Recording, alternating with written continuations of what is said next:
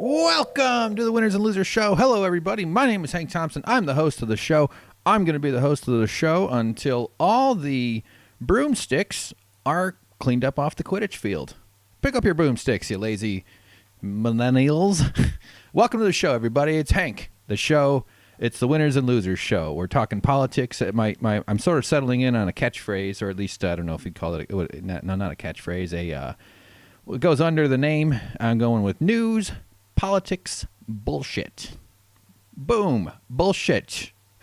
Good advice for anybody trying to build an audience is use a word that the censorship demons will eliminate from the algorithms. So terrible decision making. But that's okay. We do need a catchphrase. I think everybody should have a catchphrase. Mine used to be, so that happened, but got tired of all the sex and money and power that comes with being so cool. So I'm working on a new one. So I'm thinking for winners and losers, the catchphrase will be this. It'll be winners and losers because the apocalypse should be fun. All right. That's not. Okay. Welcome, everybody. Real quick, email me winnersandloserspodcast@gmail.com if you'd like to say something in an email. Find me on Twitter at Winner Loser Show. Link in the description for that one. And Hank_Thompson on Twitter if you want to hear my bullshit in tweet form, which is worse than in spoken form because I'm horrible at Twitter. I've been using it less lately. I've been still reading it a bunch and trying to disengage. It really is addictive, kind of. Like you kind of get into these, you just lose hours and minutes to that fucking site. And like, what are you scrolling for? I mean, that's what my brain is saying to myself all the time. But I've been tweeting less, saving some thoughts for this show, for the podcast. So because I tend to put out like the first start of a thought, and then I'll put it on Twitter, and then I want to fill it in, and then it just, now I'm being, not connecting with anybody in threaded form instead of just not connecting with anybody in a single tweet, which is fine too. I mean, that's how it goes. That's okay. I don't know why I'm rambling about this. Anyway, hope you're doing good. How's your day going? We got lots of news to get into here. We're talking Kavanaugh a little bit. The New York Times story that came out last week about Trump and his father being the, God, what do you even call that? The Kraken of corruption. These guys had their tentacles all over the place. Money flowing everywhere, mostly away from the government and away from any obligation to contribute to a society that made them tremendously wealthy. These fucking family of criminals spent decades just stealing money. Just unbelievable. So we're talking about that. Man, the jails should be filled with everybody who has a white collar job. Everybody. Even you. No, I'm obviously not there. That's absurd. But white collar crime is not. We got to start putting these fucking financial crime people in jail and punish them until they. No, I'm joking. All right, punishing should not be the goal of criminal of law enforcement or the judicial system. Or if anybody gets caught of committing a crime, it should be rehabilitation to reduce the recidivism rate, because the most important outcome of a criminal justice system is that we have fewer victims, and you get fewer victims by rehabilitating people down the way. In that way, that it's about the next round of crime that they might commit when they're out. We can do that, and it's much. Okay, I'm getting into that's just Google Norway. Just Google Norway. You'll find a bunch of travel sites. They have really, really beautiful photos everywhere, by the way. Every country is gorgeous. Every country. Except for Missouri. You heard? No, I'm joking around. I've been to Missouri. Very nice country. Very good folks. Good folks. Lots of abortion billboards. But once you look past the abortion billboards, some green hills and stuff. Not pro. They're anti-abortion billboards, by the way. Not that I would want to. I'd prefer pro-abortion billboards for my landscapes. I don't think Ansel Adams would approve of that either. And frankly, I don't even know what he thought about abortion. And I'm going to withhold my opinion about that fucking guy until I find out. No, I'm also joking about This is a sloppy show here, guys. I'm in a sloppy mood. I wasn't sure what mood I was in today. You know, it varies from sad to bored usually somewhere between there, and confused and no, but I'm feeling a little silly, a little bit sloppy. So we also are going to talk about the climate news that came up in the last. There's been a few stories that have been making a splash lately, not unlike the splash our souls are going to make when the glaciers melt and fill up our land with water and turn us into swimming souls. We will then be at least grateful that in the late 20th century, some oil companies made slightly more money. So if anybody's worried, if you're thinking, we all know the planet's doomed, the children are going to live worse lives than us, everything's going to get worse from here on out. Horrible migration patterns and food shortages and resource wars and coastal loss and hot days and big storms and mold growing from the flooding caused by all these huge storms. I know it's going to be bad, but don't worry. When it gets bad, just remind yourself, well, at least some oil companies made slightly more money for about 40 years, from 1970 to 2010 or whatever. And I mean, they're probably going to figure out a way to keep making money, because that's what it's all about.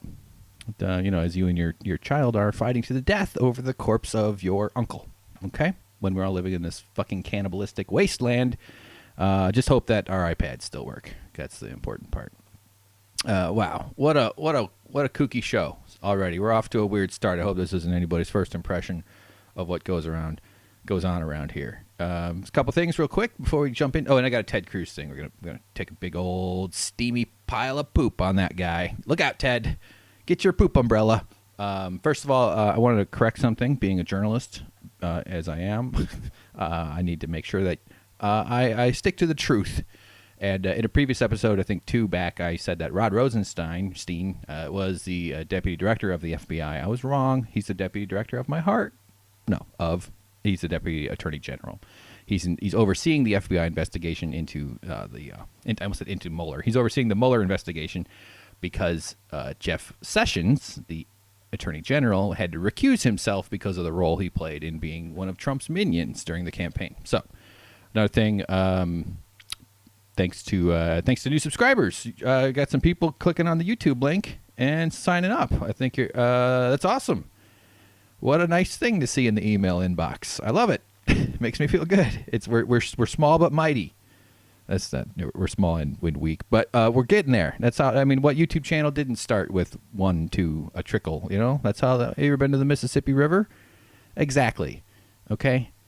Come on. Think it through. But I do appreciate anybody who's found the show and has clicked on subscribe and are just listening through however they listen or whatever. Don't forget to tell your friends, tell your wife, tell your husband, tell everybody you know. And actually, talking about this show would be a good way to ruin Thanksgiving. So maybe you got that to look forward to. But anyway, I do appreciate anybody who's paying attention. This is the phase of the show where,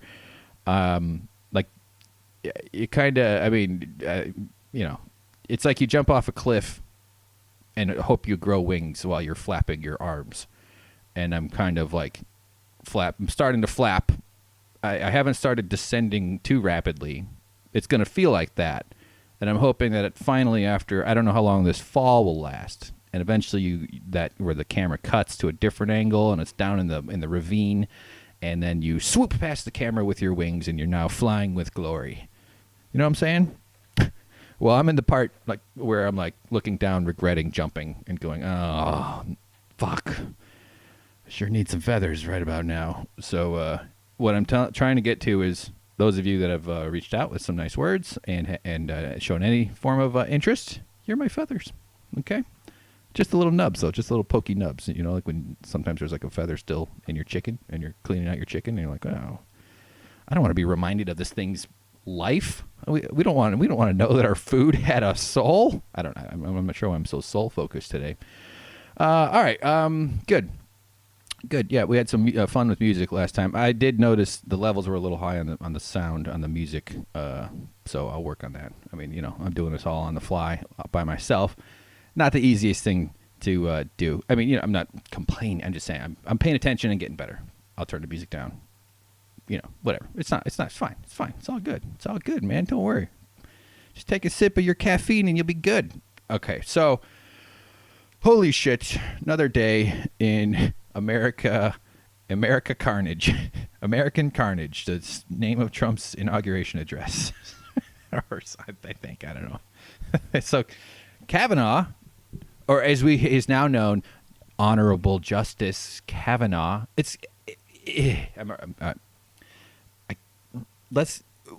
We can. I know that, I don't know. Maybe I'm anti-authoritarian or something, but I don't. I just find it so funny and silly and weird. And I also sort of get it, too. It's kind of necessary that we give people power, like cops and judges. But we give them symbols of power, too, like a shiny disc, like a badge, like a police badge. Like, oh, I'm wearing a badge. Look at the shiny metal plate on my chest. Oh, I'm wearing... And the judges, they wear the robe. Ooh, look, he's in a dark muumuu. She's wearing a fancy black robe. Therefore, she has authority. I mean, yeah, I guess that's okay. I mean, I don't. The authority comes from this tacit agreement that we have as a collective, as a group of society, that these people have power, and we have to follow their rules because they can call people with guns and come put you in cages. That's where their authority comes from, ultimately. That's kind of fucking crazy. It's also why we should take this process of picking people for powerful positions a little more seriously, which was clearly not the case with Kavanaugh, with the way the Republicans just muscled this thing through. It was a bit of a scrap. There was a lot of emotions. There are a lot of emotions. I'm not going to do the douchey thing and speak for what women are going through. I've seen an overwhelming outpouring of how challenging and difficult and angering this whole thing has been for women, and so I would encourage you to find female voices out there who are expressing that. There's a lot out there. Now's the point where I should start listing names, but I caught myself unprepared, so I'm sounding like an out-of-touch douchebag, illustrating the point I'm trying to fight against. So you're welcome. See how it all works out. The whole thing was hinging on... Now, it's kind of unfair. So Susan Collins was kind of like is she going to pick? So we do the whole Friday... Saturday, sort of Thursday, Friday, Saturday, the way this thing was rolled out, where, it's Joe Manchin. What's he going to say? What's Jeff Flake going to say? What's Lisa Murkowski going to say? What's Susan Collins going to say? They were the four people who the spotlight was on. Lisa Murkowski refused to push it. She voted no. I don't know, what the fuck is it? Cloture or something? That's where that pushes the vote to the greater Senate, wider Senate vote.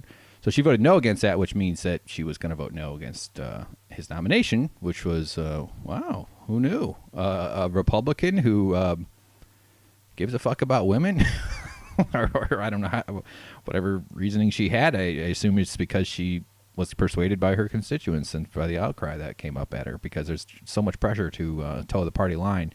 But they're doing this whole dance where they have to still make sure they get it by giving people cover, and it still worked out just fine. Like for Joe Manchin, he wanted he waited until Susan Collins was confirmed yes. By the way, Jeff Flake, of course, came out yes, because he's a fucking piece of shit. And, the pretending that they're going to do it differently is what grates on me. Just be like the other 48 or whatever Republicans and just be terrible. And we all know, yeah, you're going to be terrible. So he went yes. Lisa Murkowski went no. Susan Collins comes out, this whole big thing. She's really drags it out. I don't know if she's just loving the attention or loving the drama. And she comes out with this hacky, fully ideologically Republican speech that went on forever and just totally for what's his face, for Kavanaugh. She went through his, I don't know. She was as nothing about her speech indicated any independent thinking at all.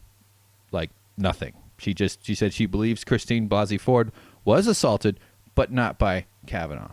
She believes Christine Blasey Ford, except for the part where if she did believe Christine Blasey Ford, she'd have to vote in a certain way. She rejects the parts that would force her to vote with decency, so she could continue to vote Republican.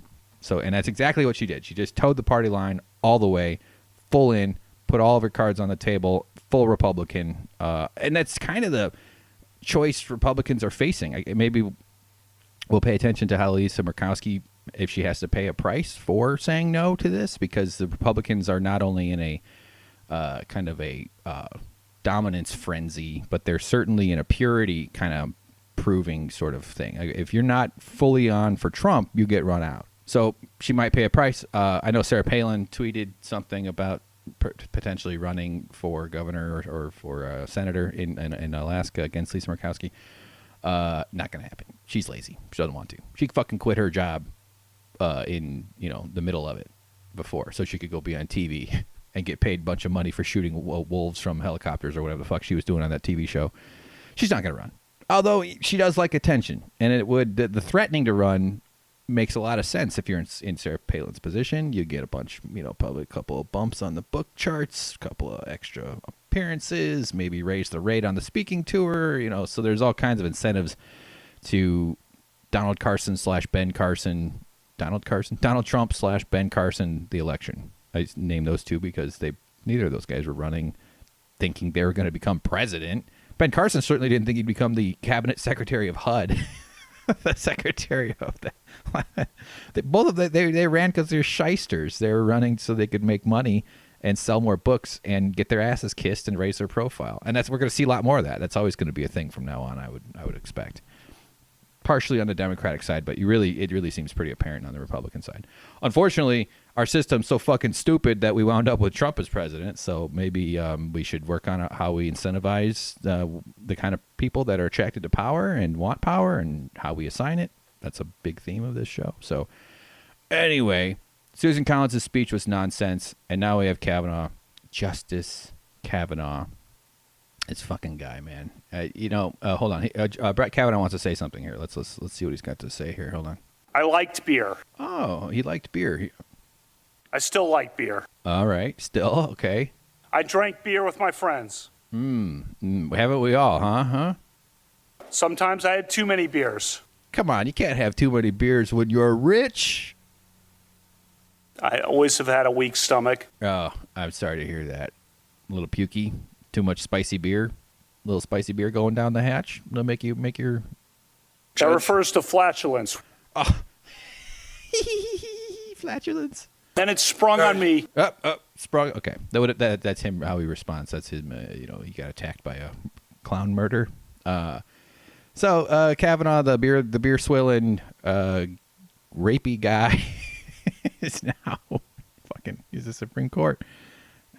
Sending this message to the world that if you come forward with your trauma and with the story of your how you survived abuse and a sexual assault, and how it had lasting ramifications on you, credibly backed up by numerous corroborating sources. Although that's another huge factor here, is that the FBI was used by the Trumps. They limited this investigation the entire time. It seemed like they started out limiting, and then maybe they didn't.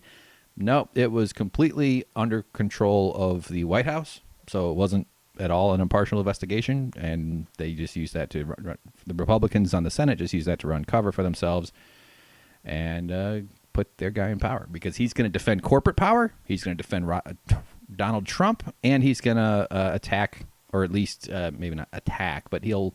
Yeah, I guess that's an appropriate word. He's going to cement in the final attack on people's rights. So he's going to be a huge obstruction to progress for the next 40 years. Maybe he'll keep drinking and he'll depart early. Not that that's how everybody who drinks goes. And I don't know, he doesn't seem like he's particularly unhealthy. But, I'm not wishing ill on someone. I just don't want to be held to their bullshit power. I don't want to live under, I don't care if Trump leaves on his own feet or on a gurney. I don't want to live under your fucking craziness, your insanity, or someone with religious, like Mike Pence. I don't want ill will on any of these people. I don't want to live to your stupid interpretation of your insane religion. That's true of Kavanaugh. Mr. Church Boy. Remember, he wasn't doing the Devil's Triangle. You know what the Devil's Triangle really is? It's not a male, female threesome. I don't even think it's a drinking game. I think it's when you have a hug with God. I mean, when God comes up behind you and wraps his arms around you, and you feel his scruffy beard on the back of your neck, because God's trendy. He's got a beard. I started the beard trend, by the way, guys. Started in 2007. All right, so just a quick audio of this, just to really depress you even more. We've got Trump speaking at Kavanaugh's swearing-in ceremony. It pains me I'm literally feeling pain thinking about it, psychic pain. Here, we're just going to hit play and listen to this shit. We're gathered together this evening for a truly momentous occasion. I have long been told that the most important decision a president can make is the appointment of a Supreme Court justice. I've long been told that because you don't fucking know anything, you moron. Got him, everybody, got him. Anyway, he's reading some bullshit. He can barely read. You can tell by the way he reads, he barely. It's both that he can barely read and half the time he's seeing that stuff for the first time. Where he'll like be in the middle of a speech and just be like, and money is a great way to rinse off. So true, so true. When he stops himself, I don't know why I went with money. Okay, so that's horrible. And then here he is talking some more. Let's just listen to this. Well, in just a few moments, we will proudly swear in the newest member of the United States Supreme Court, Justice Brett Kavanaugh. Justice Brett Kavanaugh. Justice Brett Kavanaugh. Oh, these people. I can't believe it. These people. These are the people. These are the people that we picked for our country. At this time where the world is like teetering on the edge of collapse, it's of environmental collapse and social collapse and Jenga collapse. It's all going down, man. It's all going down. Okay, so then Kennedy, Justice Kennedy, did the swearing in. He's the guy who handpicked Gorsuch and Kavanaugh. I know there's a bunch of shenanigans with the way Kennedy retired. He did a bunch of negotiating with, this is how the system's supposed to work, where the powerful people ensure that they are replaced by other people who share their ideology. I don't even necessarily think that's the worst thing a Supreme Court justice should do. I wouldn't like it in any way. It speaks to the fact that it's a political body. It's not an impartial body. I mean, this fucking joke that the justice system in any way is impartial is ridiculous. It's not. It's designed to protect originally and still wealthy white landowners, basically. There's a lot more coming up about land in terms of apartment and property control that the Trump boys were up to over their lives. But so Kennedy made sure that his seat wouldn't go to anybody who wasn't from the Federalist Society. He's got a lot of connections to Trump too, and through his children. I mean, there's all kinds of weird little ways that the Kennedy family, Justice Kennedy's family, was tied in. Even one of his sons was like a banker who gave Donald Trump a loan through HSBC, the bank, I think. Could be wrong with that. But so a lot of bullshit going on there. All these ways that the powerful class just maintains their control over things and just refusing to give up. So the white males are not giving things up real quick. Really holding on to the power they have left, and they still have a lot, unfortunately. They're freaking out. I was thinking about this too. Like, one of the reasons why they're so scared, it really seems like there's this white male freak out, this white identity freak out. It's not just males. I think females can be jingoistic morons too. I think partially what's going on, I'm just going to play with this idea here. I don't necessarily have it all worked out, so feel free to disagree, or I'm sure I'm going to get some of it. But one of the things undergirding the fear that the white male class is having right now, this freak out, this panic that they're going to be losing status, which is a little ridiculous because they still control everything, but they can tell that it's not working as it used to be. The system that they designed, somehow they've allowed it to be, quote unquote, co-opted by other people who want rights, underserved, underprivileged classes that want to be heard, want a seat at the table as well. So one of the things you got to remember is, like, conservatives look for hierarchy. They're comforted by hierarchy. Now, liberals, this is an oversimplification, but there's been studies that show that the different people's political opinions line up with certain personality traits, and one of those is conservatives are comforted by hierarchy. The world makes sense to them when there's a pecking order. The opposite is true for liberals. Liberals tend to be made uncomfortable by that. It doesn't seem like the natural order of things should be that there's a hierarchy. There's obviously a lot of gradations within society, so conservatives, you have this white male identity that is afraid of losing its status, because this system has really worked out for them over the last hundreds of years, thousands of years, whatever it is. And so there's this perception that they're losing something. While as other people's rights are brought forward and are defended and insisted upon, and we're still far from being where we should be, but they see that as a threat because they think of the world in terms of dominance. When there's a hierarchy, when there's a pecking order, the world makes sense. The world feels safe if they're the ones on top, if they're the ones who dominate. But what they see coming is that they will now be dominated, that it's going to switch, and they will not be in control. And not only will they not be in control, someone else will be in control. And that's not what we're going for. We're going for egalitarianism. We're going for equality. We're going for equity. We're going for everybody is equity. That's not even the right use of that word. But everybody deserves a seat at the table, so everybody's voice weighs in, and the white male should be one of those voices among many, not just the only one who gets to call the shots and design the entire system for their own benefit. And it's always, by the way, a lot of white guys have suffered under this system. I would argue all of them, but it doesn't serve everybody. It does. Privilege works in various ways, depending on your class structure or your class location.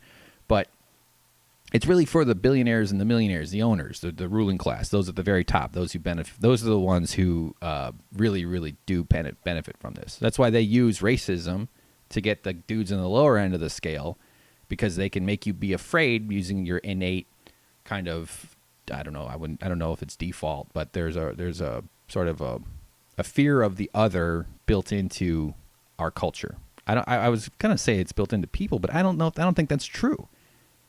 Toddlers don't seem to care about race until their caregivers teach them to notice it. There are all kinds of great Shutterstock photos of black and white kids hanging out. As if that's the slew. But like babies don't give a fuck. We have to learn it. So someone teaches them, but then they use that latent racism to gin up all the fear, and Donald Trump just happens to be a master at that manipulation. So they're afraid. Part of why they're so scared is that they think that the world will flip the way they run things, and that's not what's going to happen. What's going to happen is that other people will have their voices elevated. We're going to have better outcomes because we have a more diverse input into how we make decisions, and the outcomes will be better all around for everybody if we can get you universal health care and a proper college and proper education, and distribute the gains, quote unquote, of capitalism the way they should be, which is to people who produce the wealth, not to those who wrote the paper, signed the papers first and set everything up. They deserve a reward as well, but not the way we're currently allowing just the Jeff Bezoses and the Mark Zuckerbergs to just hoover up all this value that their employees create. It's insane. So I'm getting myself a little sidetracked here, but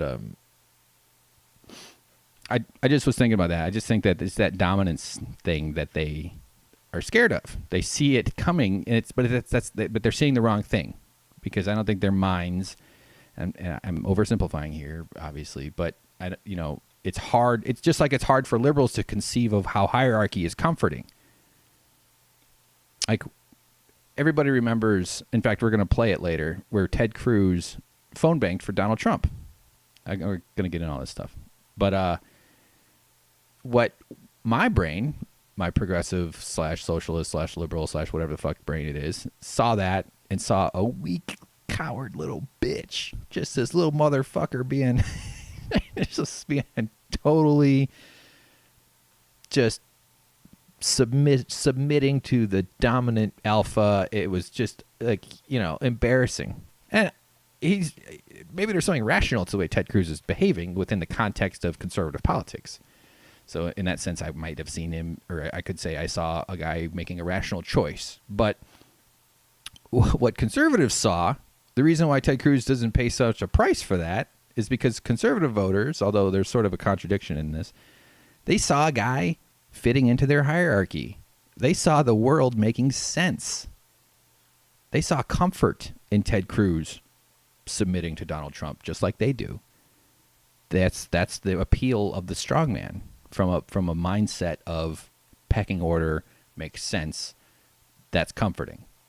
So I think that's one of the. I think that in that lens, a lot of times is why things seem confusing to progressive brains. Because like I wouldn't phone bank for the guy who said my wife was ugly and my dad killed JFK. It's just like I wouldn't. Okay, so we're gonna actually play some of that later on because there's a new ad that came out about it. So anyway, none of that made any sense, I don't think, but I don't know, there might be something there. So Kavanaugh is in, and your rights are out. So, but don't worry. Remember, as I say, the oil companies made a little bit of money, so it's all good, and you don't get to have abortions anymore, starting tomorrow. So hurry up, get there before midnight. God, oh, man, I have the audio of Kennedy swearing him in. Justice Kavanaugh, are you ready to take the oath of office? I am. Will you please repeat after me? I, Brett M. Kavanaugh, do solemnly swear. Fuck that shit, man. All right, well, let's move on. So, big story last week. I really should probably do more than one of these a week. I should do like one every day. Yeah, right. I want to eventually. I mean, maybe I should just start. I don't know. Wouldn't that make sense? So, Trump, comma Fred, the scion of the Trump osphere. These people have been, they're like the worst humans, the worst of American. I mean, there's so many. This scheme of. I'm struggling to put it together because it hits from so many different levels about our world and our culture. Maybe we'll go through some of the finer points first, and then I'll hopefully have metastasized. Is that the right? Matriculated? No, not matriculate. No. What's the one for chewing?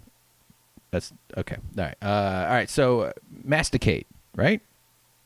Like when you get caught masticating at the library. Okay. So, all right. The key points, as you might have already heard, Fred Trump, Donald Trump's father. By the quick note, Fred Trump, his full name, Frederick Christ Trump. His middle name is Christ, but it's not. His mother's maiden name was Christ, so it's like a last name thing more than it is just some crazy. But still, your middle word there is Christ. Okay, fine, all right, whatever. Fucking people. So, as we learned, as the New York Times revealed through exhaustive reporting with like several hundred of Fred Trump's tax returns, is he was a big real estate guy, and his son Donald Trump was a big real estate guy, but also self-made. Barely had any. The story was he only had $1 million loan, just a small $1 million loan from his dad to get started. Nothing else, because he's such a genius. He's so brilliant. He's the most beautiful, best fucking money spending guy of all time. No one else is ever as good as he was. And somehow people bought this story. It's such a strange con. Like, how did we fall for this? How the fuck did the country and the world? That's what. So, all right, these guys, instead of that, which I don't think anybody ever believed. You're a moron if you believe anything Trump says. But what's come out is that for his entire life, Donald Trump was being fed huge amounts of money from his father in these gigantic tax avoidance schemes, highly illegal. It's large, it's complicated. There's all sorts of different real estate transactions in here, all designed to avoid paying taxes on profits and to avoid paying taxes on inheritance and gift taxes. All these different ways for Fred Trump to funnel money to his children. So, but he started early. Like he got Trump going at age 3. This is according to the report that let's see. So over time, the Trumps were paid. It's estimated well over $1 billion, dodging the gift and inheritance taxes, which were around 55%. In actuality, they only paid $52.2 million, which should have been at least $550 if you're using $1 billion as your measuring, but probably more than that. But they only paid about 5% taxes, not 50+% like they should be. So it's given us some indications why Trump won't release his tax returns. About a lot of this stuff is in there. I'm sure there's all kinds of other things with his foreign contacts that are likely to be legally dubious in his tax returns. But so reading from the article here, I just picked out some different stuff here. According to tax experts, it is unlikely that Mr. Trump would be vulnerable to criminal prosecution for helping his parents evade taxes, because the acts happened so long ago and are past the statute of limitations. There is no time limit, however, on civil fines for tax fraud. So hopefully and I know that the New York governing bodies announced that they're looking into it. So there might be some sort of civil infractions here. There might be some criminal stuff too. It's all been happening for a very long time. It started when, as I was saying, when Trump was 3, or probably before that, and went up until his father's death. So Trump was receiving money well into his 40s and 50s. Just a straight up, just money being pumped into his accounts. These guys have hundreds of accounts. They have all kinds of lawyers and accounts and stuff. And so here, reading from the New York Times, by age 3, Mr. Trump was earning $200,000 a year in today's dollars from his father's empire. He was a millionaire by age 8. By the time he was 17, his father had given him part ownership of a 52-unit apartment building. Soon after Mr. Trump graduated from college, he was receiving the equivalent of $1 million a year from his father. The money increased with the years to make more than $5 million annually in his 40s and 50s. Big scam. Big time scam. My dad and I do a scam where he buys dinner. Oh, I'll get it. I'll go to dinner. I pull out my wallet like I'm trying. Like he knows. Yeah. That's how we transfer wealth with breadless burgers. All right. I'm not sure what the fuck I'm talking about. All right. So what does it mean? So at 3, Trump was born in 1946. So he's 1949. So 1948, 49, he starts just getting money from his dad. I can't necessarily fault a 2-year-old or a 3-year-old for what their father's doing with their bank account by paying the 3-year-old for all this hard work. I'm sure maybe he was that brilliant of a 3-year-old. That's probably going to be his defense. I was a best 3-year-old. No other 3-year-olds could do what I did. My dad would be homeless if it wasn't for my 3-year-old poopy mouth. Why am I doing a Trump impression? Oh, God. So, in a way, it speaks to the way that, like, Fred Trump, the dad, famously arrested at a KKK rally. Not because he was fighting it. He was in the KKK. And I don't think that they were just arresting every KKK guy. But he was one of the KKK guys arrested at this rally. So this guy, he's in the KKK. These guys are these racist landlord, rich tax dodging assholes, and he has these kids, and he just starts pumping money into them, just connecting through these shady tax schemes and these undervaluing apartment buildings. We're going to get into some of these ways. It's amazing how much this has happened. So here we go, reading from the thing. Fred Trump was relentless and creative in finding ways to channel his wealth to his children. He made Donald not just his salaried employee, but also his property manager, landlord, banker, and consultant. He gave him loan after loan, many never repaid. He provided money for his car, money for his employees, money to buy stocks, money for his first Manhattan offices, and money to renovate those offices. He gave him 3 trust funds. He gave him shares in multiple partnerships. He gave him $10,000 Christmas checks. He gave him laundry revenue from his buildings. Was it like bags of coins? I had to do laundry because our building had fleas, and so we had to go to a laundromat, and they had 2 quarter machines, both broken. No way to get quarters at a laundromat. That's the moment I decided to leave LA. No, I don't know. It was very weird. So that's a side note. So, like, George Bush is often quoted or cited, I should say, as an example of how nepotism works in these wealthy, large legacy families. What would you call the Bushes? I mean, they've been in government at high levels for many, many years, decades. If you're the son of a president, George H.W. was also the head of the CIA. He was the vice president to Reagan. And the Bush family goes back way deep. There's some word I'm not thinking of that should be pretty obvious. But these rich families that run the show. And George W. Bush has often talked about that. He was often, what's her name? Ann? Damn. She's that Texas politician who was one of George Bush. I think he beat her for the governorship of Texas. Ann something. But she famously said, she had a pretty good wit about her. She said that George Bush was born with a silver foot in his mouth. Not a bad line. But he's often cited as the guy who was born with a silver spoon. Trump had a silver fallopian tube. That thing was just Matrix style plugged into his dad straight to him.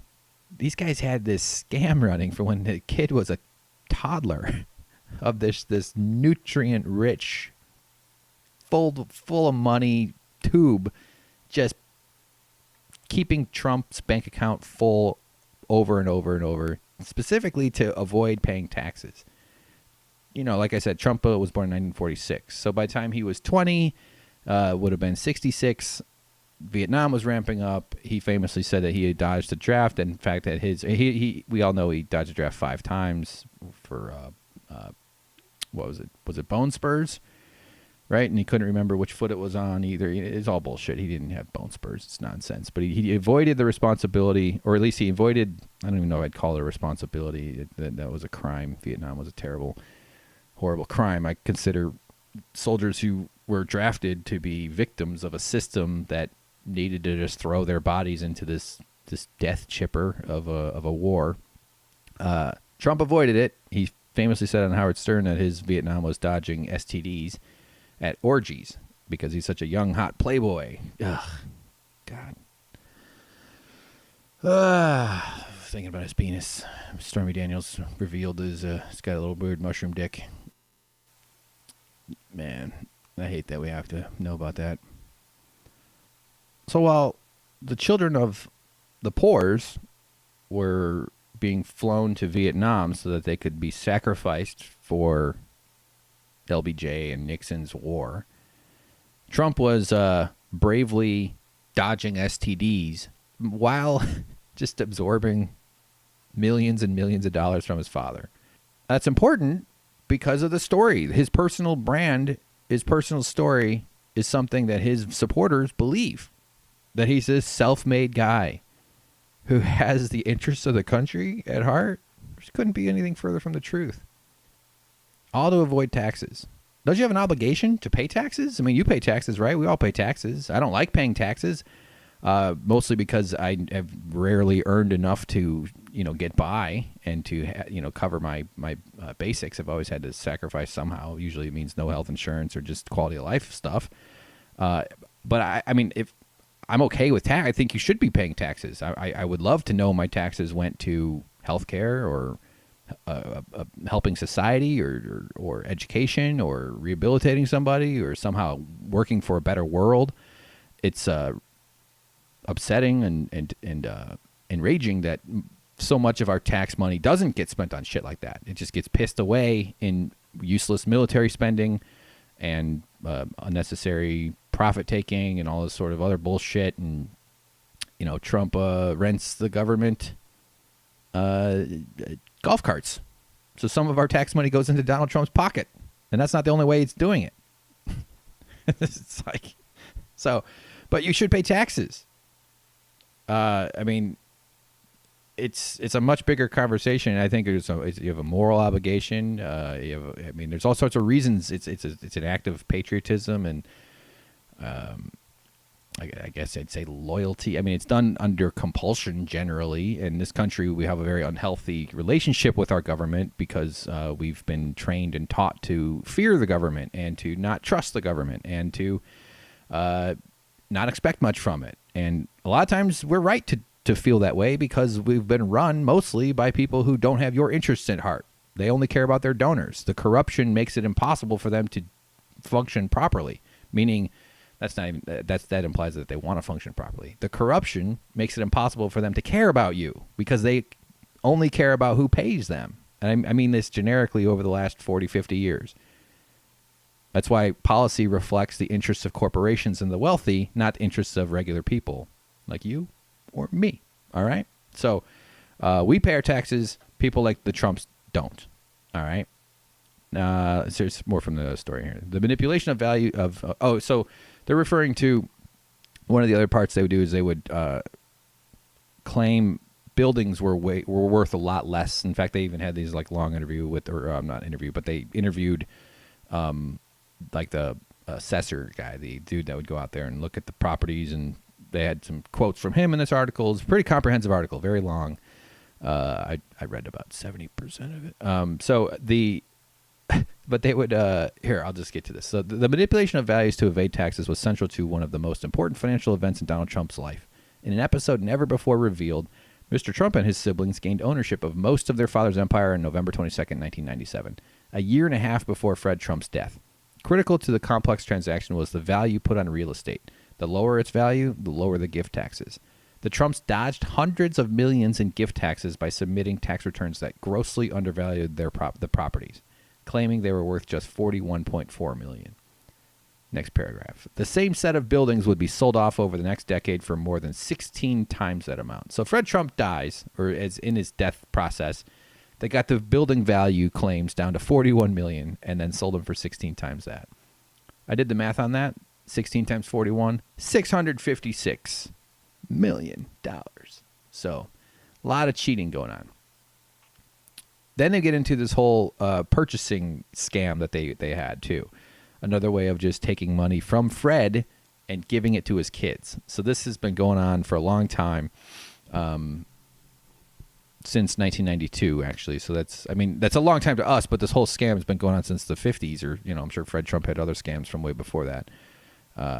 There's also another detail to this whole story is that they made a lot of their money as builders, especially Fred Trump, using public loans, like using government-funded financing. So they got all these handouts from the government, used them to make themselves wealthy, and then spent their entire lives avoiding paying any taxes or giving back to the society that benefited them greatly.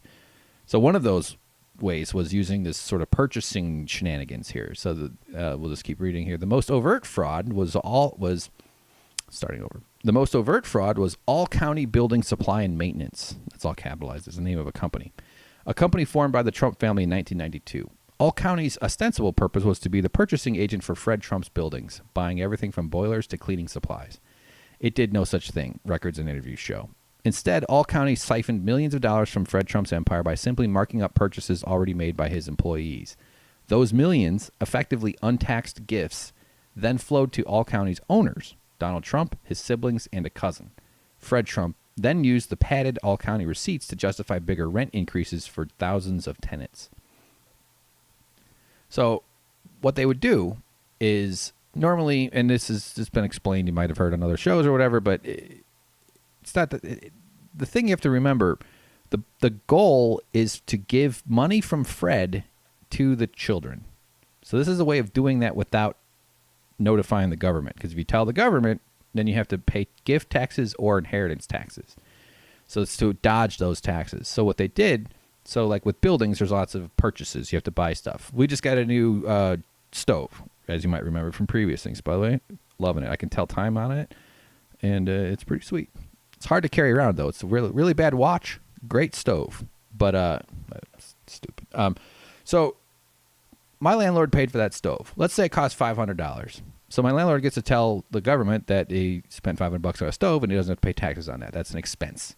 Nice. That's a good thing. He spent something on one of his tenants, and now he doesn't have to pay taxes on that, so it helps him with his business, whatever. So what the Trumps would do would be, like, let's say Fred Trump was my landlord.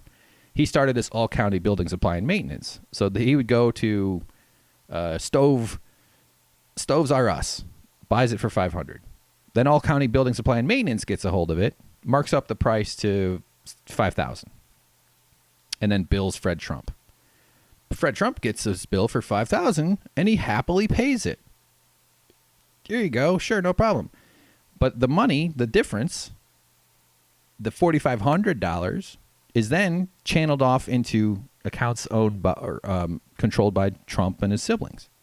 So there's just this middle level of company that has nothing to do with producing anything or actually doing anything at all. like wholesale, like it's not the same as just running a wholesaler where you buy something for a certain price and you mark up the price and you sell it. This is this is purely paperwork. They don't do anything other than feed money from Fred Trump to his children. And like the extent to their brazenness was amazing. They just kept doing it because there's no consequence. This is America. This is the system designed to protect these guys. This white collar crime is easy to get away with. Essentially, the trick to getting away with white collar crime in America is don't steal from rich people. You steal from rich people, you're in trouble. You're Bernie Madoff. Or, people do go to jail for white collar crime, but that's usually because they fucked with other rich people's money.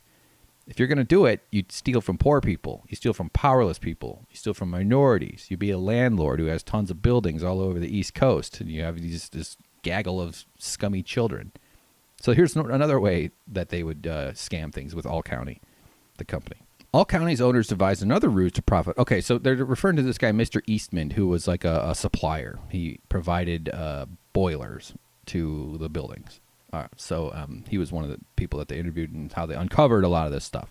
So All County's owners devised another ruse to profit off Mr. Eastman's boilers. To win Fred Trump's business, Mr. Eastman had also agreed to provide mobile boilers for Fred Trump's buildings free of charge while new boilers were being installed. Because you can't go without a boiler, so the mobile ones are over and they're hooked up and they're going, we're boiling. We're the mobile boiling team. Yet, All County, back to the article. Yet, All County charged Fred Trump rent on the same mobile boilers Mr. Eastman was providing free, along with hookup fees, disconnection fees, transportation fees, and operating and maintenance fees, records show. These charges siphoned hundreds of thousands of dollars more from Fred Trump's empire. So follow that. Eastman provides boilers, and sounds like services related to keeping the boilers running. They gave him this stuff for free because Fred Trump was a quote-unquote good negotiator. Sounds like a fucking nightmare and a piece of shit and an asshole. But so he got Mr. Eastman to agree to free boilers, free mobile boilers, and the work on them. But All County, run by Fred Trump's nephew, steps in and charges Fred Trump for the boilers that they're getting for free. Hookup fees. So they're getting this free service and then turning around doing some paperwork voodoo and then using that to siphon money from Fred Trump to the kids. Great system. Works great. So it actually even goes into detail about how Trump was trying to pull some moves to get all the money from his father. I didn't quite understand every little thing here. I'm not going to claim to have all the beats worked out. But just reading from the article here, all told, the Times documented 295 streams of revenue that Fred Trump created over 5 decades to enrich his son. In most cases, his 4 other children benefited equally. But over time, as Donald Trump careened from one financial disaster to the next, his father found ways to give him substantially more money, records show. Even so, in 1990, according to previously secret depositions, Mr. Trump tried to have his father's will rewritten in a way that Fred Trump, alarmed and angered, feared could result in his empires being used to bail out his son's failing businesses. Of course, the story of how Donald Trump got rich cannot be reduced to handouts from his father. Before he became president, his singular achievement was building the brand of Donald J. Trump, self-made billionaire, a brand so potent it generated hundreds of millions of dollars in revenue through TV shows, books, and licensing deals. So even at the very end, Trump tried to get his grubby fucking small hands on all of Fred Trump's stuff. So Trump and his dad were similar people, meaning racist, rich, cheating, lying criminals. They were both fluent in the language of half-truths and lies, interviews and records show. They both delighted in transgressing without getting caught. They were both wizards at manipulating the value of their assets, making them appear worth a lot or a little, depending on their needs. So now they get into this little story about how Fred Trump Jr., who was the oldest son, I believe. Yeah, he was the oldest son. He died on September 26, 1981, at age 42 from complications of alcoholism, leaving a son and a daughter. The executors of his estate were his father and his brother Donald. Oh, well, boy, if you're going to die, the 2 people you want running your show is Donald Trump and Fred Trump. Fred Trump Jr.'s largest asset was his stake in 7 of the 8 buildings his father had transferred to his children. The Trumps would claim that those properties were worth $90.4 million when they finished. when they finished converting them to cooperatives within a few years of his death. At that value, his estate could have generated an estate tax bill of nearly $10 million. But the tax return signed by Donald Trump and his father claimed that Fred Trump Jr.'s estate owed just $737,861. This result was achieved by lowballing all 7 buildings.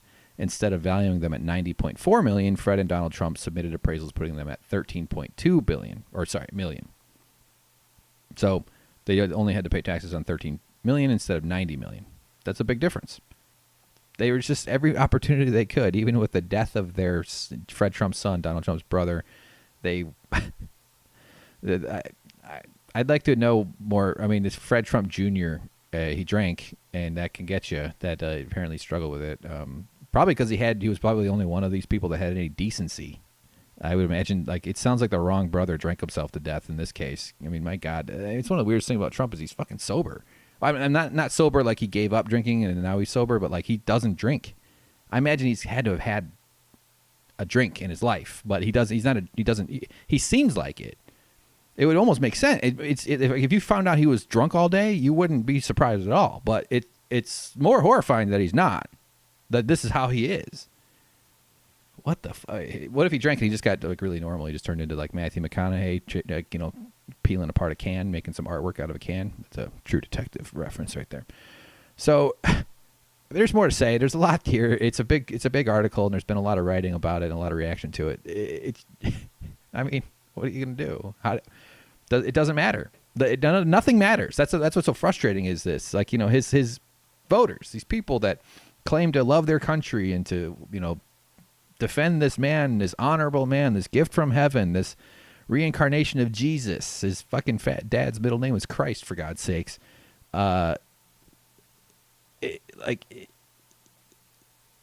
Everything is a lie. Everything. Let's just start with his Twitter handle. Real Donald Trump. The first word is the opposite is true. It should be fake Donald Trump. I'm just saying he's not real. He's not. Everything about him is a fucking fraud. It's all phoniness. It's all lies. He just happens to have a specific set of disorders, condition. I don't know. I wonder what is his mind like? I mean, I don't like having to think about this, and I'll always resent those who voted for him for forcing this fucking guy into our consciousness in such a intimate level. The presidency of the United States, we imbue with so much power, and not just like literal power, but sort of cultural and spiritual and national character. Like people describe Britain, England, whatever they call that place, the United Kingdom, is they have the head of state and they have the head of government, like Tony Blair, Theresa May right now, but they have their prime minister who's like the head of government. That's a very important position, more powerful than the head of state. But the head of state is separate. It's the royal family. It's the queen. May God rest her soul, or long live the queen, or whatever the fuck you're supposed to say. You think she does does she exercise? I mean, she must exercise, right? Man, what's life like for her, huh? Just fucking going through that weird world. Just born into this like numbing wealth that just turns you just play this person. Anyway, check out the Queen show on Netflix. That's pretty good. They've won a bunch of awards, I guess. I've seen the first season. Not bad. Stars the guy who plays Doctor Who and the lady who looks like the Queen. So, so we don't do that in America. We have our head of state and our head of government in the same person. It's sort of stupid, but I don't know why you need both of those either. I guess it's just sort of a thing, but all the people who love Trump, defend Trump, have just bought this lie. And even if you presented this information to them, would it change their mind? Maybe some. I mean, it's possible, but we don't. I wouldn't bet on it. I don't think they care. It's one of the reasons Trump's fake news spell is the best word for it, like a wizard spell. It's effective because he knew all this illegality. I mean, I don't know if he had it laid out and is such a logical thing, but he benefits tremendously from the chaos caused by the daily horrors of his presidency, but also by just, the fake news thing is a great shield because it's not about whether it's true or not. It's about whether he loses support among his base or not. And the more he can train them to not trust any source of information other than him or approved outlets such as Fox News and all the other right-wingosphere, broadcast. I don't want to say. I'm just thinking of Lord of the Rings again. I was thinking of tower. So I was picturing like big megaphone things on the top of every whatever. It doesn't matter. They don't believe it. Even if they did believe it, he's their guy. He says the quiet part loud. He validates their racism. He makes them feel like they're fighting back against this loss of dominance. And it's fucking. It's so enraging that we have to live under these people. Another thing that's worth pointing out, Trump was literally born a criminal. Not that, again, this goes back to like, when does it become his fault? I mean, I can't revile the guy. He's one of the worst. I don't have to go over the why, but at a certain point, he was a 3-year-old whose dad was using him to cheat taxes. So it's like he was just brought up in this family of crime. This criminal activity was definitional to him. It's no wonder he's only always been doing crime. Financial crimes, especially in a country that worships wealth and looks the other way on white-collar crime. Gotten away with tons of it. I hope it doesn't get away. I mean, I'd love to see some of this come back and get him hard. It should. I mean, this is an enormous, like the scale and scope of these, like the kinds of things we hold people accountable for that ruin lives. Small little infractions you get caught up in your teens and 20s or something, some drug related or whatever, or the court fees, meaning like administrative court type of crime. It's like so many people get trapped in this justice system, this legal system that doesn't give a fuck about them, and they pay enormous prices for small infractions that can snowball because of a fucked up system. And we've got these people using every trick, every illegal, every dubious, illegal adjacent thing to steal money. Steal money from the government, from the country. Tax money belongs to the rest of the people is a simplistic way of looking at it, but they were benefiting from this world, from this culture, and they were giving nothing back. And that sums up Trump's complete operating philosophy. Not to mention the bad parenting. I think that's really the main problem on this planet is the bad parenting epidemic. We've got a lot of shitty parenting going on out there. Just a lot. And it's not even like I know exactly how you should parent somebody, but it's because these bad ideas from the past are transmitted via the parents. Like racism. Like the idea that football should be played by children. Finally, parents are getting the word out on that. Turns your kid's head into macaroni. And maybe we don't like that. Maybe we want our kids to be able to think when they're in their 40s. So, why did I go with that example? But bad parenting is, because shitty people are the problem. And you get shitty people from shitty parents. So I'm not sure how to fix that exactly, but I think a good example of it is the Trumps here.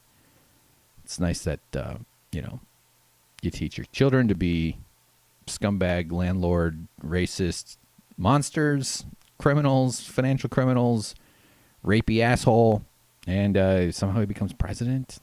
Like, could there be more of an example of like the living embodiment of everything wrong with this culture of wealth worship, this culture of white supremacy, this culture of sexism and misogyny than Trump, the poster child of all of the worst things about humanity, all wrapped up in one person.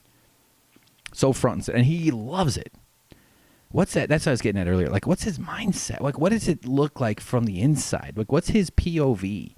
Is there a sane person in there navigating these complex waters and always calculating different ways of manipulating people?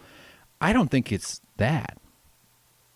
I think it's his mental illness, his derangement, brought on by what was likely a traumatizing childhood. I don't imagine he had a lot of comforting, warm, positive, emotionally fulfilling, actualizing, reassuring events with these people, with his KKK marching scumbag landlord father, who is known for being, there's been talk of physical violence. There's stories of Trump being physical with Donald Trump Jr. So at some point, though, what emerged out of this childhood was this criminal, this con artist. And he had this particular set of personality characteristics and derangements that line up with our world. Like, he just happens to be, I don't want to say blessed, but his particular platter, his construct, his offering, whatever the components all add up to this one person who I think he just, he watches himself on TV. So he watches TV all the time. We know that he has executive time until 11 a.m. roughly every day. When he's not golfing, he's watching TV. Or occasionally he shows up for public events. But so he's watching himself on television in this bizarre feedback loop where he's the story. It's like he's this monster that's taken over and it thrives on attention. It thrives on this false sense of respect, which he confuses ratings for respect or whatever. I mean, even just trying to break it down is starting to make my head feel numb, and I should probably apologize for wasting time on this because it's hard not to think about. It's fascinating. I just wish we didn't have to live through it. But he's got this. He's watching himself star in the greatest story of all time from his perspective. He's the star of TV. He's the star of the news. So it doesn't matter what he does as long as he gets in front of as long as it's his name in the story, as long as him involved. I hope there's a legal consequence for all this stuff eventually. I hope the Mueller investigation comes out sooner than later, but I hope they're bulletproof and they can put this fucking guy away and put his kids in jail or whatever the fuck needs to happen. I mean, these people have been obviously they're up to a whole bunch of insane crimes and corruption, not just the foreign stuff, not just Jared Kushner with his Qatar connections and Trump with his Russia and Ukrainian connections and all his Manafort with his Ukrainian stuff and all this shit. And we don't have a complete picture yet. Probably never will. It's going to take a long time to unpack. So I just find it interesting to think about that this mentally deranged person watches himself on TV and he's seeing himself be the story. And so almost like no matter where it goes, he gets to feed off the energy of it all. And we're all suffering from it. We're all suffering from the chaos of a government that's not being run properly. And our own ignorance about what a properly run government even should look like. Because I'm almost 40. I've never lived in a country with a properly run government. Ever. So I don't even know what it's supposed to look like, to be honest. I know it looks different than what we have. Speaking of change, climate change, everybody's favorite thing, already over an hour. Maybe I'll just try to burn through these a little quicker. So some big stories came up recently about climate change. There's one was an environmental impact statement from the National Highway Traffic Safety Administration, the NHTSA, coming out with a finding that the Earth is probably going to reach, I think it was 4 degrees Celsius, 7 degree global rise, 7 degrees Fahrenheit, global rise in temperatures by 2100. And they take that not even as a first of all, there's always contradictions within the Republican world and within our Republican government where they deny it's even happening. And then they deny that humans are involved. And now they're just accepting that it's happening. And they're not even indicating whether we are causing it or not. But what their conclusion to this as it's happening is that we should just not worry about it because no matter what, we can't do anything about it. So let's just keep doing what the fuck? Like, we have these last few decades of stable atmosphere, which is already over. I mean, the stable atmosphere is supposed to go on for, like, I think 30 to 50,000 years roughly. We had a period of relative stability, and now that we're injecting all this extra energy into the system, we're losing that stability. It's going to get worse. It's going to get crazy. And so we're living through that. We're at the beginning of it right now. We're seeing it every year when hurricanes are bad and wildfires are bad and droughts are bad and flooding increases, and, you know, low-lying areas will start to lose to the coasts, and that's going to take some time. And so, meanwhile, though, the billionaires and the owners all get to just take whatever little money they can get on the way out as it's all getting bad, and fortifying themselves. I'm sure I know there's a whole bunker industry of, like, doomsday preppers for billionaires and there's luxury ways to go through the apocalypse. That's an industry out there. It seems like, it seems like it'd be an interesting show too. Like, there's a lot of, I don't know, just designing like a series, like a Netflix show about, like, you know, maybe you install those things and then the apocalypse happens, so you know where all of them are, and so you're a valuable resource, and you help arrange raiding parties. I'm starting to fantasize about making sci-fi shows, but I'm not sure what the hell I'm talking about. So remember, this is happening in the context of, like, drastic environmental deregulation.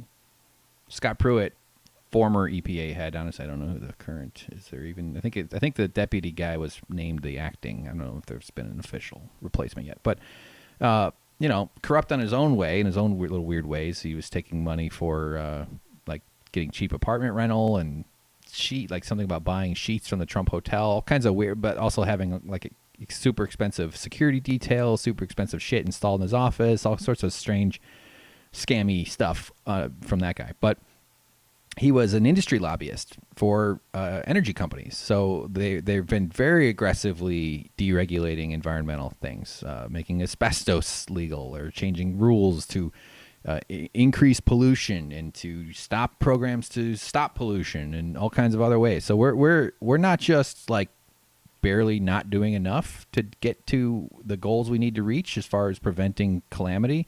We're accelerating. We're trying harder to get to the. It's going to happen faster than we think. That's the next story. So it's unbelievably irresponsible. You talk about the unborn. Republicans talk about being pro-life because they care about the unborn, people who can't speak for themselves. That's what their claim is. Is there any bigger crime than against the unborn than destroying the planet? Like, aren't people who can't speak for themselves, isn't that the future? Or don't we owe them something? Isn't that partly our responsibility to make sure that planet that is currently habitable stays that way? And somehow this became a partisan issue. Somehow, like, it got looked at as, like, something you just dismiss on the left. Oh, another tree hugger. Look at this guy. Just wants to have a fucking breathable air and water that doesn't kill him. What a loser. Get a job, hippie. Get a Brita and a smart watch for your fridge where you press a button and then more Brita shows up. I don't know. Is that how it works? I drink tap water, everybody. It's probably why my IQ keeps seeming to go down. I don't remember what I was talking about. Oh, why? How the hell is this partisan? Like, what? That's what's so weird to me. And I mean, the answer is because it costs money to care about the environment, meaning you got to spend a little more money on your smokestack and on new technologies and on recycling and on other things that. So the short-term profit model to make sure that this next quarter made it more money than the previous quarter, the short-term business cycle, the 24-hour news cycle, all these things contribute to a world where making money in the short term is more important than maintaining planet and habitability long term. And here we are. We're starting to pay that price. Except the people who made the money don't pay the price. They got a lot of money and a nice little chunk of inheritance for their children, and probably some pretty cool survival bunkers. But the rest of us are going to pay the price. Underserved communities, vulnerable populations, people who, and then the lack of health care, especially in America, as these things start to come out and, causing health issues, both through deliberate pollution, deregulation, but also the unforeseen consequences of just a world that's with an environment that's completely unstable. One of the threats is the permafrost melting, which is, aside from adding all kinds of water to the system, that it was locked away in thick, frozen, enormous fields, deep, just frozen earth with lots of water tucked away. But there's all sorts of bugs and bacteria and possible, murder amoebas. But things that that our immune systems might have ever been exposed to are thawing out and potentially waking up and making its way into, a warm, thriving planet. Earth's going to be really good for pest insects, like bugs and insects and things like that. Rats, they're not insects, but they survive quite well. Jellyfish, apparently that's a thing. Whereas jellyfish population seems to, I don't know. But I've seen like, oh, this is a dead zone. It's all you can find is these stupid jellyfish swimming around. They don't really swim. They float around. So then there's another story related to this. I'm trying to move quickly. I've got a Vox article about it, but the UN released this climate report saying that the speed and cost of degrees of Celsius increases are way worse than we thought. Meaning it's going to cost more, it's going to happen sooner. So I'll just read it. The new report from the Intergovernmental Panel on Climate Change on unlimiting global warming to 1.5 degrees Celsius or 2.7 degrees Fahrenheit is out. Its prognosis for the planet is grim. We may have as little as 12 years to act on climate change to slash global emissions 45% to reach this target. Not gonna happen. We're not gonna slash. It's just not. I mean, we could. The solutions are gonna require a lot of cooperation and a lot of trust and a lot of faith and a lot of meaning like faith that in a process. Because one of the reasons why it's so hard to get people to care about this topic and to make any headway as far as fixing it is because the outcome we're trying to get to is that things stay the same or change as little as possible. We're already expecting. I mean, I don't think anybody thinks it'll change. We can get to the point where it's the same, where we can maintain 1950s whatever, pick your measuring line for where the environment was relatively stable. I know the Industrial Revolution is where the source of the carbon came from, starting in the late 1800s, but proceeding, accelerating. In fact, a huge percentage of it of the carbon pumped into the atmosphere has been in the last 20 years, as like massive population countries come online too. As China builds coal plants, and India and China's doing work on green sectors, but they're also still the number one producer of pollution in the world. India is a big factor. Overpopulation in general is a huge factor. The United States is obviously a major polluter as well. So let's see. The report was commissioned by the United Nations to see what would happen if global average temperatures rose by 1.5 degrees Celsius above pre-industrial levels and what it would take to cap warming at that level. Under the Paris Climate Agreement, nations agreed in 2015 that they would take actions to limit global warming to 2 degrees while striving for the even tougher target of 1.5. So it's not looking like we're going to hold off to 1.5 or even 2. And what they're getting at here is just that this 0.5 degrees of Celsius is a lot. Every tick mark on this scale is really bad, and it's probably going to be higher than 2 degrees. So we're in trouble. Get your snorkel. Get your snorkel. You'll be harpooning jellyfish in downtown Manhattan within 3 years. No, it's not going to be that quickly, but it's going to get fucked up real fast, and it's going to be weird. We're destroying the world, but some oil companies got to make slightly more money in the late 20th century, so it's all good.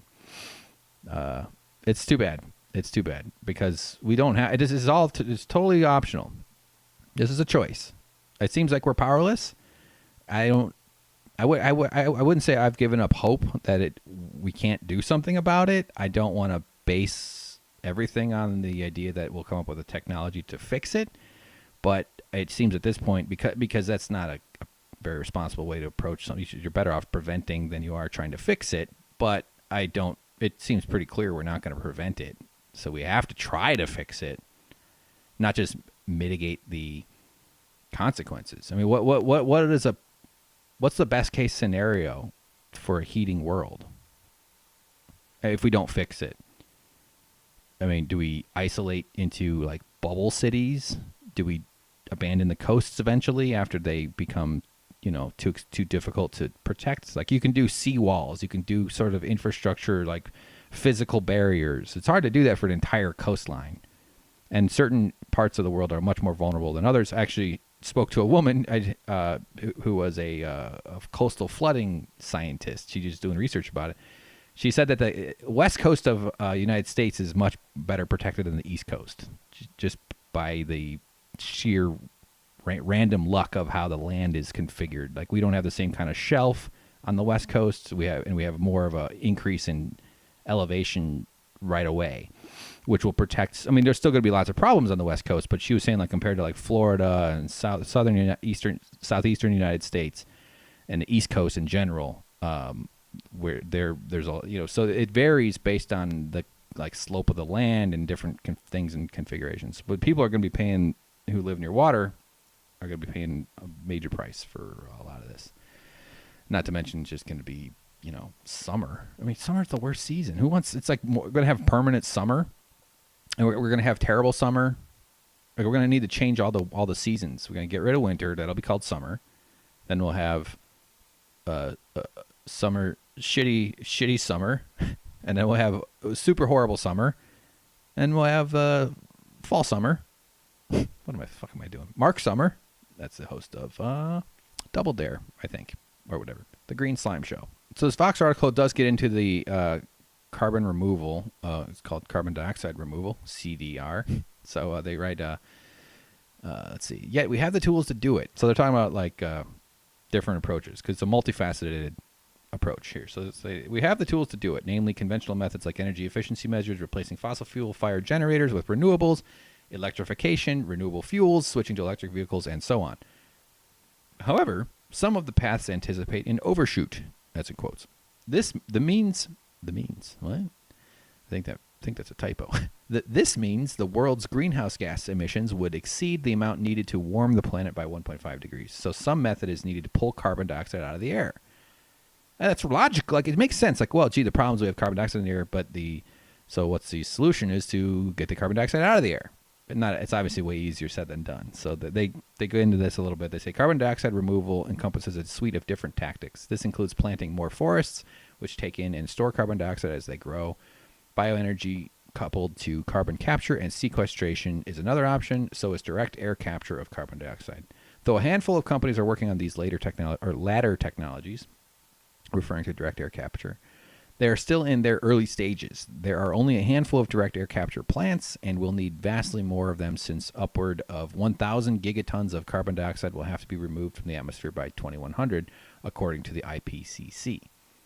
Currently, we emit about 53 gigatons of greenhouse gases each year, according to the World Bank. So in the extreme case, the world would need to deploy enough CDR to offset more than 18 years of total global carbon emissions. But even if we don't overshoot our carbon budget, we will still need CDR to compensate for other sectors of the economy that are harder to decarbonize, like air travel or agriculture. Okay, so we need a lot. We're going to need to do a lot. And I think, again, I'm not assuming this is the best solution, but it's seemingly more and more likely that we're going to fuck everything up. And we'll have to do this, some kind of carbon removal. The incentives will be so strong to finally get to the point where we do something about it. But we might also reach certain points of no going back where this is not even possible because of hunger and food shortages and famine. And I mean, if the environment changes so much that we can't grow crops, or that we trigger some sort of ice age, because this planet can tip into different configurations of energy. We're right in that spot within the Goldilocks zone where You know, we've had like ice ages where the whole planet's covered in snow, and it can get, I don't know. I mean, I'm doing that mistake where people blend together, and like that whole notion of, oh, well, the environment changes. Yeah, I know, but slowly. It's usually slow. It takes a long time. When it changes quickly, the animals that are around while it's changing die. That's what we're doing to ourselves. So, I don't know. I don't like that there's a technological I don't like depending on a technological solution, but who thinks we're going to get it together enough that we don't need that? I mean, you know what I mean? Like, we're not going to look at our political system. This would be a difficult problem to solve if we lived in a world that had figured it all out, meaning we weren't putting sociopaths and narcissists and psychopaths in power all over the place, which is what we do as a group of people, as a planetary community. We're terrible at picking leaders, and it's not even about picking. It's the systems that choose the leaders that are fucking horrible. We have to completely rethink not only that, but also how wealth is distributed and how we think about money and how we think about worker rights and worker value and what workers deserve. It's so weird to me that we look at billionaires as having money. They don't have the money. It's not their money. Their workers produced that value. Their workers made that wealth. It's in the wrong accounts. We need a side point, but like, we're not going to get it to like. Let's just pretend like we had a world with, proper egalitarianism and, religion declining. I would take declining religion as a good sign generally. I mean, religion on its own isn't necessarily bad, but pretty much all of them are awful. So the less of that we have to deal with, the better.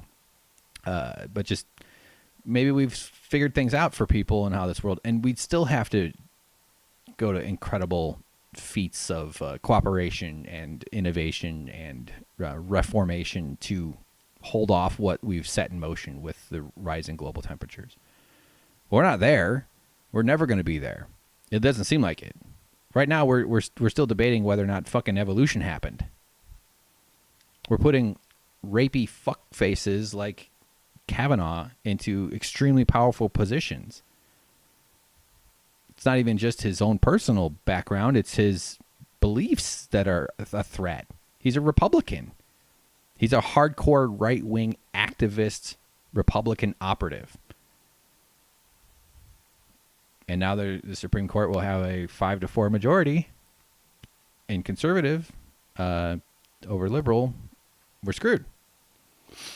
So it's not the only thing that's going to hold us all back, but our ability to solve this is dependent on our ability to get rid of the Republicans first and force Democrats to fucking start acting like grown-ups instead of acting like Republican light or acting like there's no going back. Well, anyway, that's that. That's the carbon. We're done. We're screwed. Get your umbrella and your fan. You're going to need it. All right? Okay, so real quick, I just wanted to do this real fast. So Ted Cruz, like if Gargamel were ugly, Ted Cruz, a new ad is out, which we're going to get to. It's directed by Richard Linklater, which is one of these filmmaker guys who I couldn't recall, but because my brain doesn't work. He is the guy who made Dazed and Confused, Before Sunrise, Before Sunset, and Before Midnight. Ethan Hawke is in those. School of Rock and Waking Life in a Scanner Darkly, and this movie Boyhood, which everybody made a bunch of stink about. I didn't really see it, but hadn't seen it. He made an ad poking at Ted Cruz for Texas, because you know how real men are all from Texas. That's the only place where there are men, real men, the kind of people who are just like. It's all a little silly because this whole like attacking Republicans using the construct of how they define masculinity is sort of just ridiculous in general. But it is a useful construct for holding them accountable to hopefully persuading their voters or voters on the fence or independents to see. It's like, I don't know. but let's just set that aside.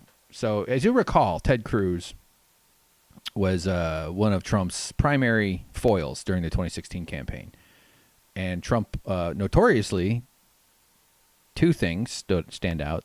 Trump accused Ted Cruz's father of killing JFK, and he also insulted Ted Cruz's wife, saying she's ugly. And you used it by did so by comparing pictures of Melania, a softcore porn actress and model, with pictures of Ted Cruz's wife. It's very easy to find somebody making a face. Anybody who's been filmed talking makes ugly faces.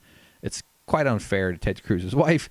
It's also an absurd thing and a new low. Every day is a new low in this world. But in American politics, we're just attacking the attractiveness of wives, because not everybody's married to Slovenian models, right? So anyway, here's Trump on the air. I think this is on, I don't remember the radio show, but this is the audio of Trump accusing Ted Cruz. His father was with Lee Harvey Oswald prior to Oswald being, shot. I mean, the whole thing is ridiculous. What is this, right prior to his being shot? And nobody even brings it up. I mean, they don't even talk about that. That was reported, and nobody talks about it. Nobody talks about it, he says. Nobody talks about it. I just repeated what he said, because his primary means of communication is repeating his propaganda over and over. So I think that was the Fox and Friends show, I believe, he was talking to.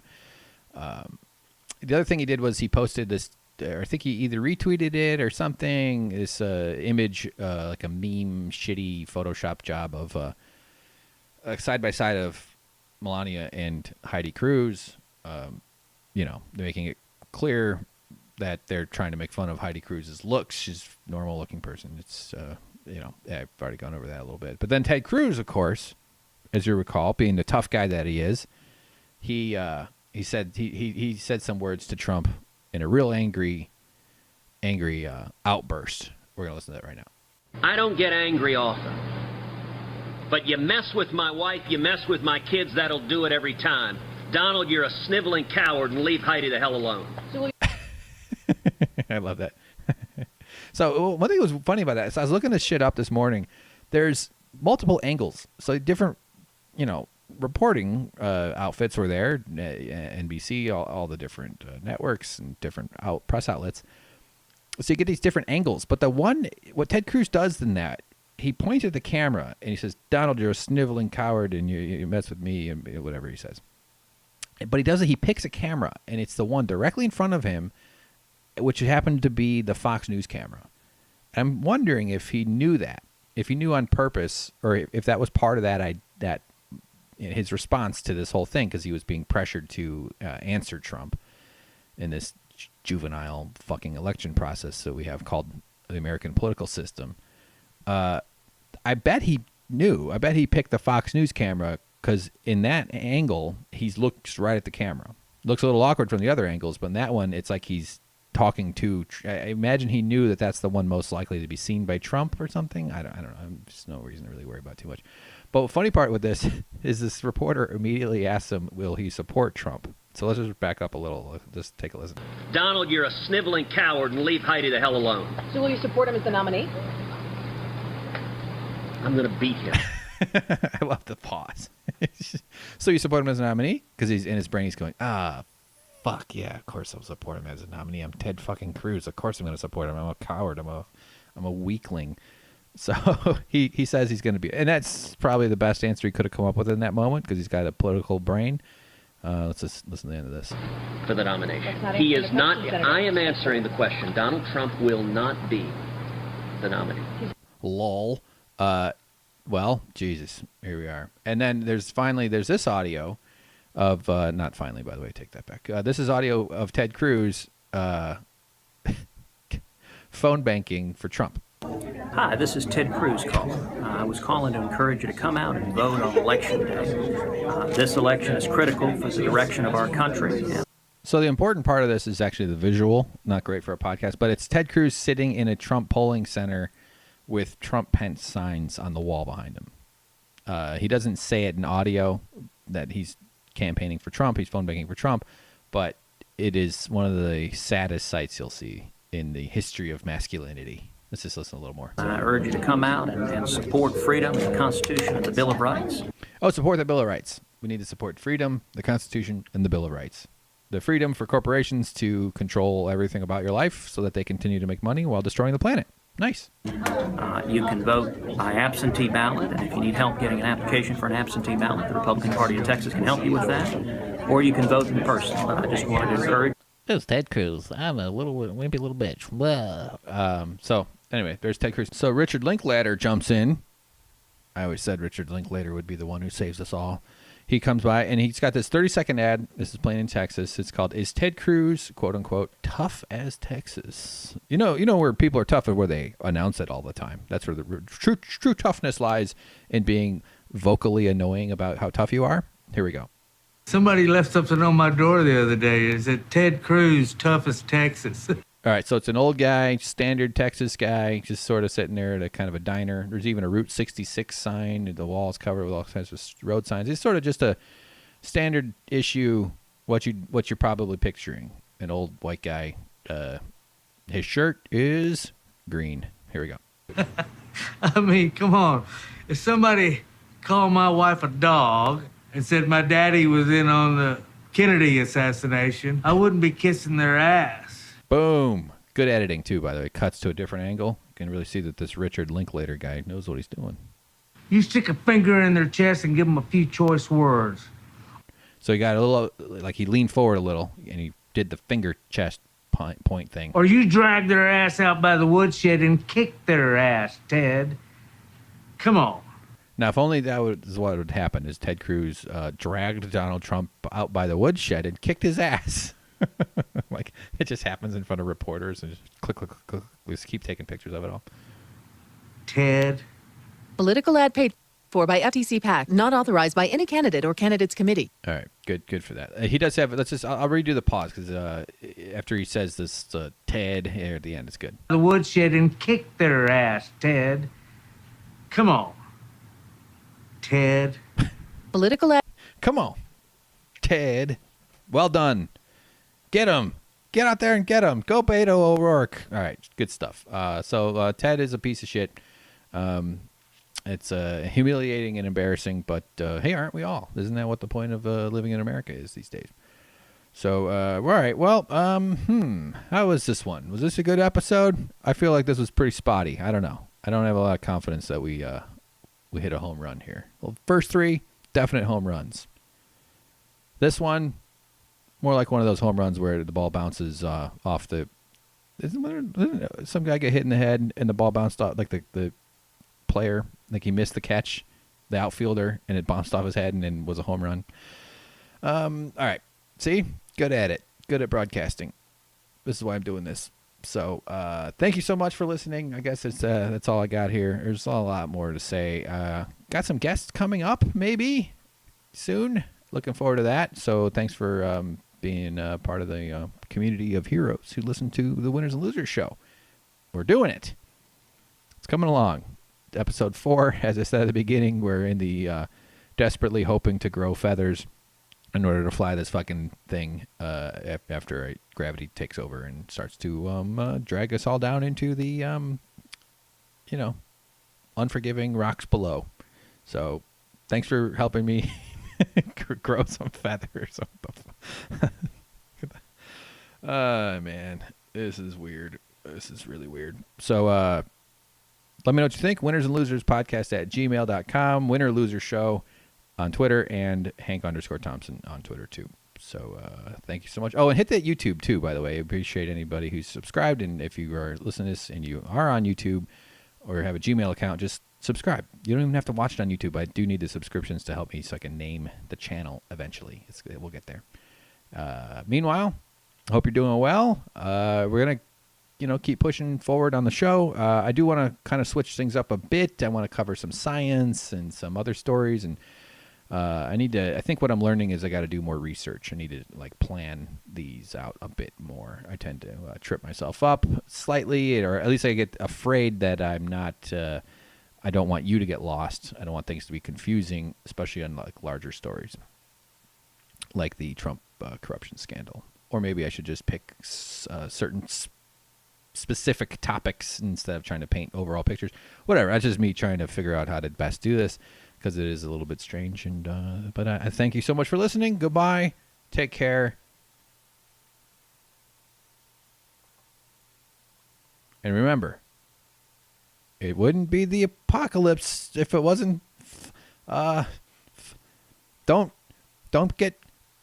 It's not just fun.